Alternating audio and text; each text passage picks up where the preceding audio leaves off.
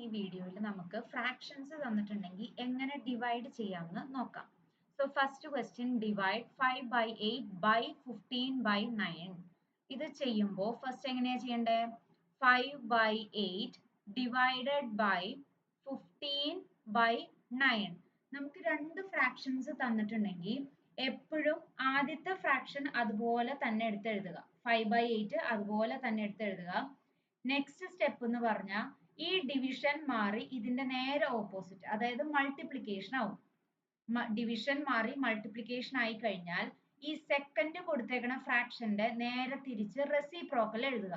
15 by 9 എന്ന് പറയുമ്പോൾ അതിന്റെ റെസിപ്രോക്കൽ എന്ന് പറയുമ്പോൾ 9 by 15 ആവും. സോ എന്താ ശരിക്കും ചെയ്യണ്ടേ? 5 by 8 into 9 by 15 എന്ന് വേണം ചെയ്യാൻ.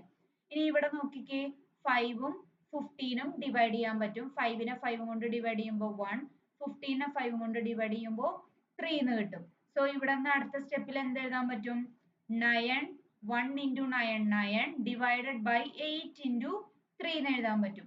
എഗെയിൻ 9ഉം 3ഉം കട്ട് ചെയ്തിട്ട് 3നെ 3 കൊണ്ട് ഡിവൈഡ് ചെയ്താൽ 1, 9നെ 3 കൊണ്ട് ഡിവൈഡ് ചെയ്താൽ 3 കിട്ടും. സോ ഫൈനൽ ആൻസർ 3 by 8 എന്ന് ആൻസർ കിട്ടും. സോ നെക്സ്റ്റ് എക്സാമ്പിൾ 2 ആയിട്ട് ഒരു ഹോൾ നമ്പറും അതിനെ ഫ്രാക്ഷനും കൊണ്ട് എങ്ങനെ ഡിവൈഡ് ചെയ്യാമെന്ന് ചെക്ക് ചെയ്ത് നോക്കാം. സോ ഇതെങ്ങനെ എഴുതാൻ പറ്റും? 9 ഡിവൈഡഡ് ബൈ 3 by 4. നേരത്തെ പറഞ്ഞ പോലെ തന്നെയാണ്. 9 എന്ന് പറഞ്ഞ നമ്പർ അതുപോലെ തന്നെ എഴുതുക. ഫസ്റ്റ് എന്ത് വന്നാലും അത് അതുപോലെ തന്നെ എഴുതുക. ഡിവിഷൻ മാറി മൾട്ടിപ്ലിക്കേഷൻ ആവും. സെക്കൻഡ് കൊടുത്തേക്കണ ഫ്രാക്ഷൻ വേണം റെസിപ്രോക്കൽ എഴുതാൻ. സോ 3 by 4 എന്ന് പറയുന്നത് 4 by 3 ആവും. എഗെയിൻ ഇവിടെ നോക്കിക്കേ, 3ഉം 9ഉം കട്ട് ചെയ്യുമ്പോൾ 9നെ 3 കൊണ്ട് ഡിവൈഡ് ചെയ്താൽ 3 വരും, ഇവിടെ 1 വരും. So final answer 3 into 4 which is equal to 12 എന്ന് ആൻസർ വരും. നെക്സ്റ്റ് എക്സാമ്പിൾ 3 ആയിട്ട് ഞാൻ ഇവിടെ രണ്ട് സെറ്റ് ഓഫ് മിക്സഡ് ഫ്രാക്ഷൻസ് ആണ് എടുത്തേക്കണേ. സോ ഫസ്റ്റ് എന്ത് ചെയ്യണം?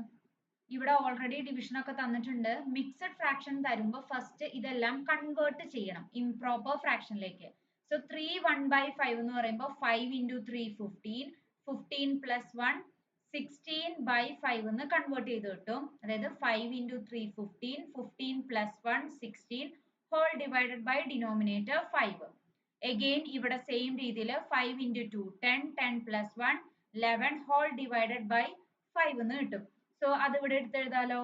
16 by 5 divided by 11 by 5 എന്ന് വരും. ദെൻ നമ്മൾ നേരത്തെ പറഞ്ഞ പോലെ ഫസ്റ്റ് ഫ്രാക്ഷൻ അതുപോലെ തന്നെ എടുത്തെഴുതുക. ദെൻ ഈ ഡിവിഷൻ മാറി മൾട്ടിപ്ലിക്കേഷൻ ആവും. സെക്കൻഡ് ഫ്രാക്ഷന്റെ റെസിപ്രോക്കൽ 11 by 5 എന്നുള്ളത് 5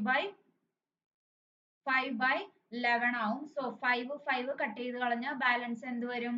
16 divided by 11 എന്ന് കിട്ടും. ദെൻ എന്ത് ചെയ്യുക? 16നെ 11 കൊണ്ട് ഡിവൈഡ് ചെയ്ത് നോക്കുക. 1 ടൈം ആയിരിക്കും. സോ 11 ചെയ്യുമ്പോൾ മൈനസ് ചെയ്യുമ്പോൾ 5 കിട്ടും. സോ മേളിൽ എഴുതിയേക്കണ 1 ഇവിടെ ഹോൾ പാർട്ട് ആയിട്ട് വരും. 5 റിമൈൻഡർ മേളിൽ ന്യൂമറേറ്റർ ആയിട്ട് വരും. സൈഡിലെ ഡിവൈസർ ഇവിടെ താഴെ ഡിനോമിനേറ്റർ ആയിട്ട് വരും. സോ 1 5 by 11 ഫൈനൽ ആൻസർ കിട്ടും.